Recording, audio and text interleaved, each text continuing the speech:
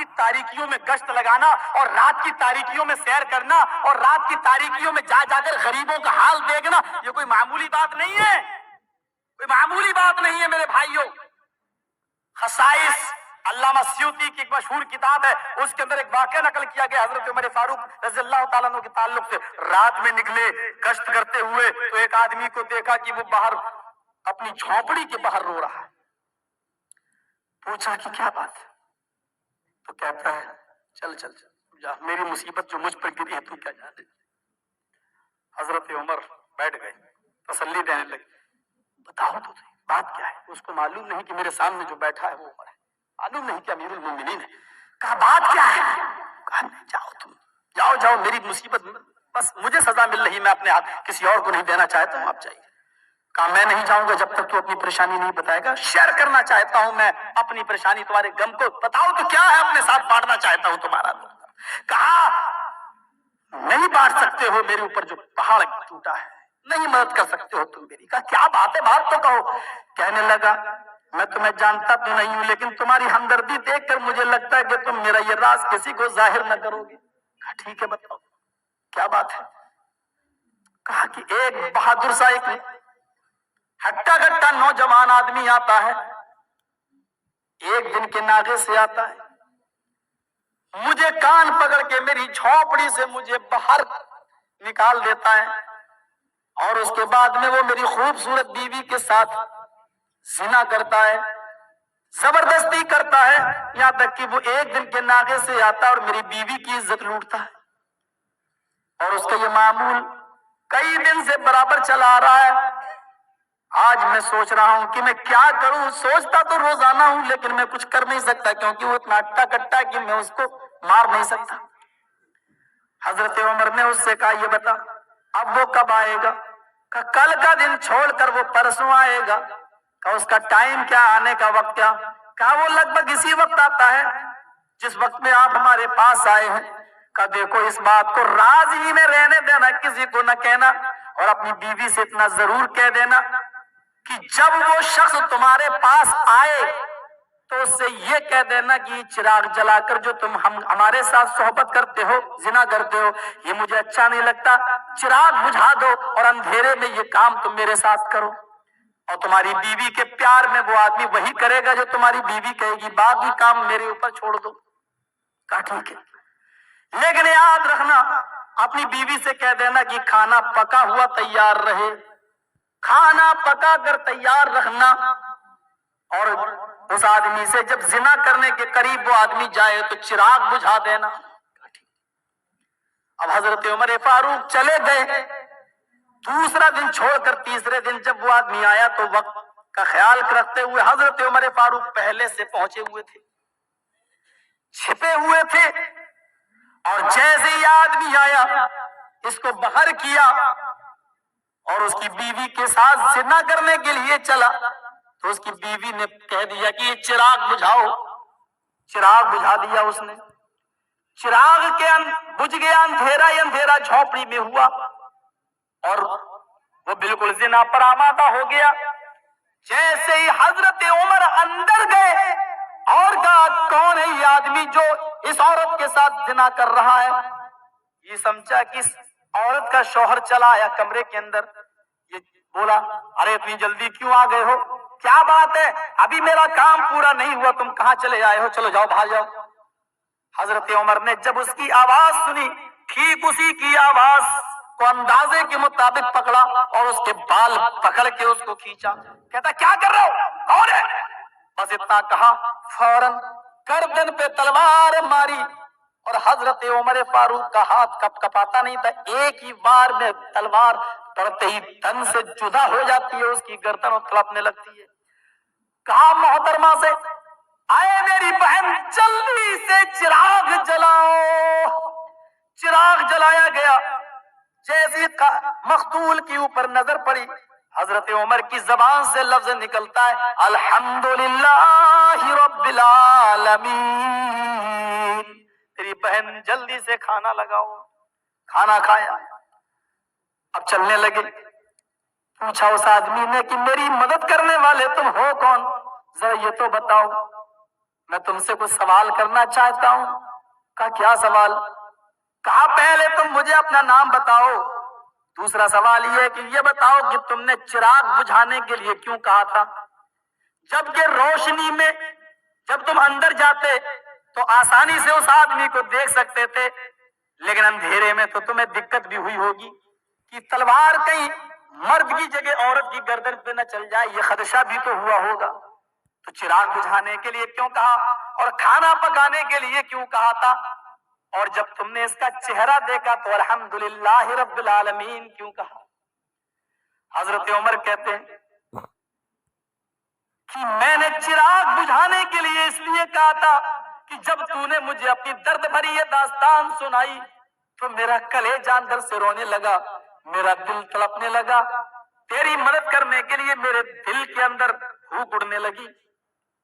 پھر میں نے سوچا کہیں ایسا نہیں کہ جب میں اس گھر کے اندر داخل ہوں اور چراغ جل رہا ہو اور اس کام کے اندر میرا کوئی قریبی رشتہ دار شامل نہ ہو، اور ایسا نہ ہو کہ چراغ جل رہا ہے اور کوئی رشتہ دار میرا تیری بیوی کے ساتھ زنا کر رہا ہوتا اور میری نظر اس کے اوپر پڑتی تو رشتہ داری کی کئی محبت میرے دل میں آ جاتی. کہیں ایسا بھی ہو سکتا تھا کہ رشتہ داری کی محبت کی بنیاد پر میں اس کو چھوڑ سکتا تھا. اس لیے میں نے چراغ بجھانے کے لیے کہا تھا تاکہ چراغ بجھا رہے مجھے شکل ہی نہیں دکھے گی تو مجھے قتل کرنے میں آسانی رہے گی. میں نے شکل دیکھی تو الحمدللہ میں نے اس لیے پڑھا کیونکہ جب میں نے اس کی شکل دیکھی تو اللہ کی میں نے تعریف حمد و ثنا بیان کی، اللہ یہ کٹنے والی گردن میں میرا کوئی رشتہ دار شامل نہیں. کھانا میں نے اس لیے مانگا ہے کہ جب سے تو نے مجھے اپنی یہ درد بھری داستان سنائی اسی وقت میں نے اپنے دل میں یہ طے کر لیا تھا عمر تیری حکومت میں تیری سلطنت میں تیرے زمانے میں ایک آدمی پریشان ہے، مجبور ہے، تو کھا رہا ہے، تو پی رہا ہے. میں نے یہ تصور اپنے دل میں کر لیا تھا جب تک اس آدمی کو قتل نہیں کر دوں گا اس وقت تک کوئی کھانے کا لقمہ میں اپنے حلق کے نیچے نہیں اتاروں گا. میں بہت بھوکا تھا اس لیے میں نے کہا کھانا بنا کے رکھنا، اور جب میں نے اس کی گردن کاٹ ڈالی تن سے جدا کر دی تو سب سے پہلے میں نے کھانا مانگا اس لیے کہ 2 دن سے میں بھوکا ہوں اور میں نے کھانے کے لقمے کو اپنے حلق کے نیچے نہیں اتارا. ہمدردی کی یہ مثالیں بھی ہیں. ہم نے کیا سیکھا ہے؟ المسلم من سلم المسلمون من لسانه ویده. مسلمان وہ ہے کہ جس کے ہاتھ سے اور جس کی زبان سے دوسرے مسلمانوں کو تکلیف نہ پہنچے. ہم تو پھر بھی مسلمان ہیں، تکلیفیں دیتے چلے جا رہے ہیں، قرابت داری رشتہ داری سب توڑتے چلے جا رہے ہیں، پھر بھی ہم مسلمان ہیں. وہ واقعہ اٹھاؤ کہ ایک شخص ہجرت کر کے یہ لوگ مدینہ پہنچ رہے ہیں، مکے سے مدینہ. حضرت عمر فاروق کا غلام بھی اپنی بکری کو پانی پلانے کے جا رہا ہے اور مہاجروں کا ایک شخص بھی، ایک مہاجر بھی اپنی بکری کو پانی پلانے جا رہا ہے. تالاب پہ جھگڑا ہو جاتا ہے. مہاجر کہتا ہے پہلے میں اپنی بکری کو پانی پلاؤں گا، اور عمر فاروق کا غلام کہتا ہے کہ پہلے میں پانی پلاؤں گا کیونکہ یہ پانی یہ گھاٹ یہ تالاب میرے مالک کا ہے. مہاجر کہتا پہلے میں آیا ہوں پانی میں پلاؤں گا. حضرت عمر فاروق کے غلام نے تھپڑوں سے مہاجر کے مار دیا. وہ یہاں سے چیخا یا اہل المہاجر، آئے مہاجروں میری مدد کے لیے نکلو. وہ یہاں سے چیخا یا اہل الانصار. چھوٹا سا 9-10 سال کا بچہ یہ منظر دیکھ رہا تھا، بھاگتے ہوئے گیا. اللہ کے نبی مسجد میں قرآن کی تلاوت میں مصروف تھے. کہنے لگا یہ لڑکا اے اللہ کے نبی آپ قرآن پڑھ رہے ہیں. انصاریوں نے مہاجروں نے تلواریں نکال لیے، ایک دوسرے کی گردن مارنا چاہتا ہے. اے اللہ کے نبی جلدی کیجئے کہیں دیر نہ ہو جائے اور خون خرابہ نہ ہو جائے، معاملہ بہت آگے بڑھ چکا ہے. اللہ کے نبی صلی اللہ علیہ وسلم اٹھتے ہیں، تیزی کے ساتھ قدم بڑھاتے ہیں. وہ میرا نبی کبھی نماز کے لیے اتنی تیز نہ دوڑا جتنا ان لوگوں کو آپس میں ملانے کے لیے اور ان میں مصالحت پیدا کرانے کے لیے آپ دوڑے. حدیث کے الفاظ ہیں آپ گئے تو اتنی تیز گئے کہ آپ جس کاندھے پہ چادر اوڑے ہوئے تھے وہ چادر ایک کھوٹی سے ٹکرا جاتی ہے اور چادر آپ کے کندھے سے کھسک کر زمین کے اوپر گر جاتی ہے. یہ وہ چادر ہے جب میرا نبی اپنے کاندھوں پہ ڈال لیتا تو عرش والا بھی آئے محمد کے بجائے یا ایھا المزمل کہہ کر پکارتا ہے, آئے چادر اوڑھنے والے, آئے کمبل اوڑھنے والے. آج وہ چادر زمین کے اوپر گر گئی. بچے نے کہا, دوسرے ساتھیوں نے کہا اس چادر کو اٹھا لو, گر گئی. اور آپ بڑھتے جا رہے ہیں کہ چادر اٹھاؤں گا تو دیر ہو جائے گی. اتنی دیر میں ایک بھائی دوسرے بھائی کو قتل نہ کر دے, ایک مسلمان دوسرے مسلمان کو قتل نہ کر دے. آپ بڑھتے گئے, چادر بھی آپ نے نہیں اٹھائی. وہ بچہ چادر اپنے ہاتھ میں لے کے جا رہا ہے. اللہ کے نبی چشمے زدن میں فوراً پہنچ جاتے ہیں اور انصار و مہاجروں کے بالکل بیچوں بیچ میں کھڑے ہو جاتے ہیں. صحابہ کی نظریں محمد کے نورانی چہرے پہ پڑی. اس خوبصورت چہرے پہ پڑی جس خوبصورت چہرے کو دیکھ کر کبھی حسان ابن ثابت نے کہا تھا وَأَحْسَنُ مِنْكَ لَمْ تَلَقَتُ عَيْنِي وَأَجْمَلُ مِنْكَ لَمْ تَلِدِ النِّسَاء. اے میرے حبیب, آپ اتنے خوبصورت ہیں کہ میری آنکھوں نے آپ سے زیادہ حسین کسی کو نہیں دیکھا. آپ اتنے خوبصورت ہیں کہ میری آنکھوں نے آپ سے زیادہ جمیل کسی کو نہیں دیکھا. آپ اتنے حسین ہیں کہ دنیا کی کسی عورت نے آپ سے زیادہ خوبصورت بیٹا بچہ پیدا ہی نہیں کیا. یہ خوبصورت چہرہ صحابہ کی آنکھوں کے سامنے آ گیا.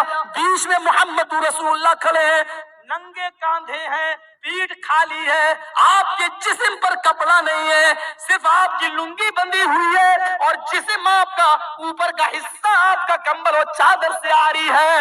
اس حال میں نظر پڑی, وہ میرے نبی کو دیکھ کر صحابہ پریشان ہیں. آپ نے کہا تلواریں ہاتھ میں لو, اور ایک دوسرے کو مارنے کا پلان بنا چکا ہے, منصوبہ کر چکا ہے. ہم نے ایک کرنے کے لیے 13 سال کی محنت کی اور تم نے آپس میں ایک دوسرے کو مارنے کے لیے تلواریں اٹھا لی. کہا اللہ کے نبی ہٹ جائیے آپ راستے سے, ان لوگوں نے یہ مہاجر مکے سے آئے مدینے والوں پر حملہ کرے, یہ ہمیں چڑھائیں, ہمیں مارے. اور مہاجر اور انصار کے یہ مہاجر مکے سے آنے لگے اور ہم ہی کو آنکھیں دکھانے لگے. اے اللہ کے نبی آپ ہٹ جائیے راستے سے. آپ نے کہا ہٹ جاؤں گا, تم ایک دوسرے کو مارو, اٹھاؤ تلواریں. اے انصاریوں مارو مکے والوں کو, مہاجروں کو. اے مہاجر اٹھاؤ مارو ان انصاریوں کو, ان مدینے کے لوگوں کو. لیکن یاد رکھنا کوئی تلوار اس وقت تک نہیں چلے گی, سب سے پہلے تمہاری تلوار پہلے محمد کی گردن پہ چلے گی. میرے جیتے جی اور میری زندگی میں کوئی کسی کو نہیں مار سکتا. اگر تم ایک دوسرے کو مارنا چاہتے ہو تو سب سے پہلے یہ تلوار محمد کی گردن پہ چلاؤ. جب نبی کا نام آیا, انصاریوں نے تلواریں پھینک دی, مہاجروں نے بھی پھینک دی, اور فوراً نبی کے کہنے کی ضرورت بھی نہیں پڑی, آپس میں ایک دوسرے سے گلے مل لیا. یہ ہے تلواروں کے سایوں میں میرے نبی پہنچے, جبکہ غصے کا عالم